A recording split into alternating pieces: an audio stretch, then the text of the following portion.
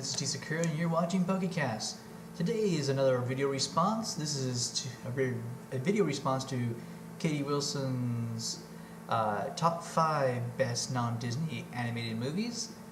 And man, I had to really think this one through. The only rule I put down was no anime, just because that'd be cheating. And there's a ton of great movies that are not from Japan that I've been able to watch while living around the world when I was younger that deserve to be here more so than the anime did, just because I'd rather just do an anime top 5 than just put them in a list like this. And the only thing I can really give a little reason why some of these are going to be a little bizarre for a guy to like is that when I was 3 to 5 years old, I was living in the Middle East in Bahrain, so we didn't have a lot of American TV.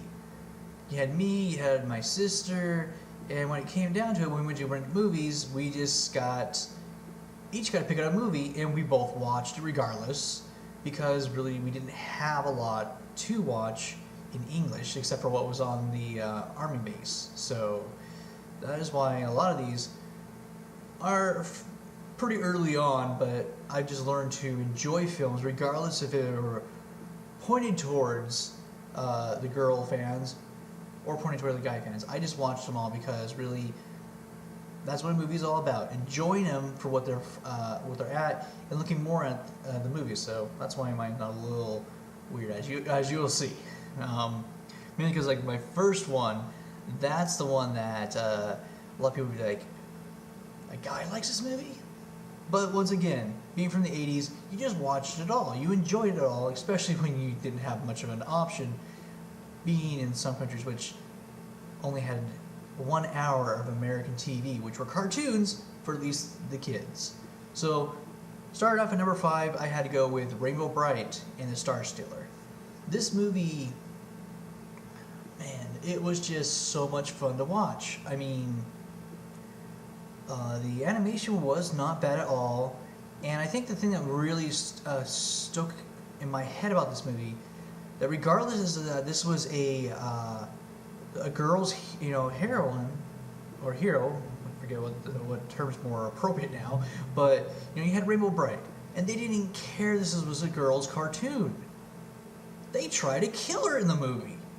And that's what made the movie worth watching for guys and girls, is that they didn't care. If she needed to be put in danger to where there was a good chance she could die, they would do it. And the animation alone was really good. The voice cast, I thought, was really well done.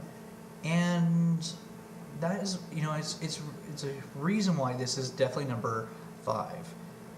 We watched this a lot because this is one of those that me and my sister would watch together when we were kids. And now moving on to number 4.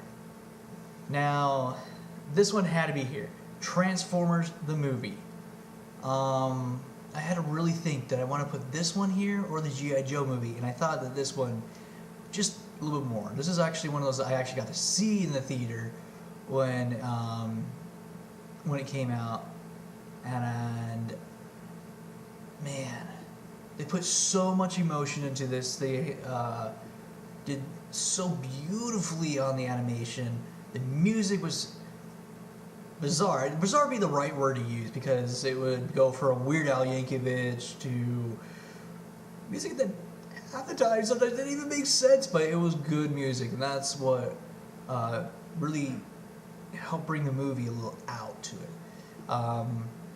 The reason why this one has stuck in my head for so long is that this is the movie that officially Optimus Prime is killed in. And he passes on the Matrix onto the next leader. And every time I watch the movie, I can't help but want to cry every time. I mean, it was that emotional when I first saw it, and it's that emotional every time I see it. Because one of our greatest heroes puts his life on the line to try to take down pure evil and dies because of it. And that is why this is number 4. Moving on to number 3, I can't say enough about this movie. The Last Unicorn. The story is so well told with the animation that they chose to use in here. The music is fantastic, and you feel the pain and suffering that the characters have to go through. You fall in love with the characters, and it's one of those movies that after you watch it, it will be stuck in your head for a very long time, because you're always like, oh, you just really enjoy the movie, and just the story. It was just that well written that it was perfectly translated into animation, and it's one of those that if you have not seen yet, it is worth watching this movie regardless. Moving on to number 2, and I know a lot of people are going to be like, well, that was an obvious one, comes The Hobbit. And this is the 1977 film. What can't I say about this movie? I have probably watched this one over 100 times. And it was mainly because of the dragon. Best scene in the movie is right there. And then the whole war breaking, just the war with all the different races and the story. It's The Hobbit. Need I really say anything else about how amazing this movie is? And it is definitely one of those that I've watched so many times that only my first movie on this list I have watched numerous times, to where I don't have it as memorized as I should, but I watched this movie just a million times over, it seems like. So moving on to the first one, in my opinion, the best non-Disney animated film ever made. The Flight of Dragons. The music that they have for the theme song is out of this world. It played so perfectly to it that it sets the mood for it. I like the whole concept of, your hero coming from the modern day, going into a fantasy land, and the story just was absolutely sick. It was good. You had death in the movie, you had fighting going on, you had some blood in the movie. It had everything that you really wanted to see in an animated movie, without cutting out too much to still keep it within a range of appropriate for the kids. And you don't have to worry about it being too kiddish to where you're just like, he got stabbed by a sword, no wound, where's the blood?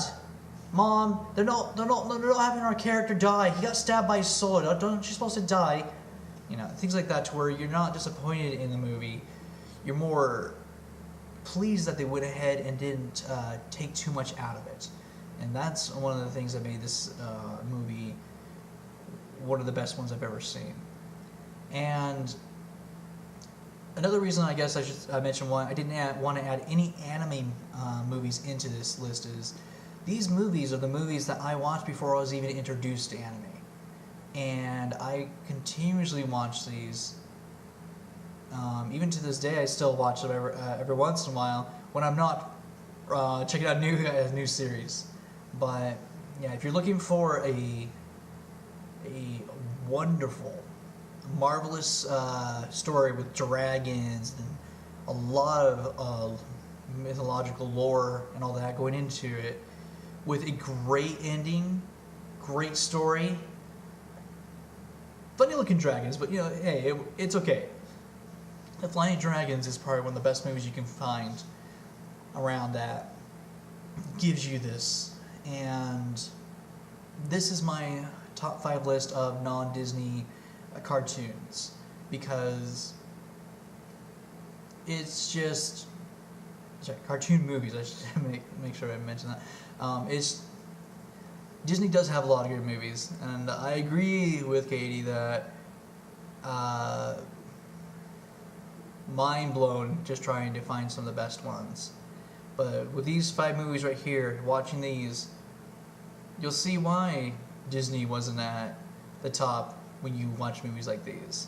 So this is my video response to your video. I hope you enjoy the list I came up with of what I used to watch, and I hope all of you out there watching enjoyed these. And please leave some comments below. Let me know if you agree with my list or which one you think should have been there. So this is T Sakura saying ciao and sayonara.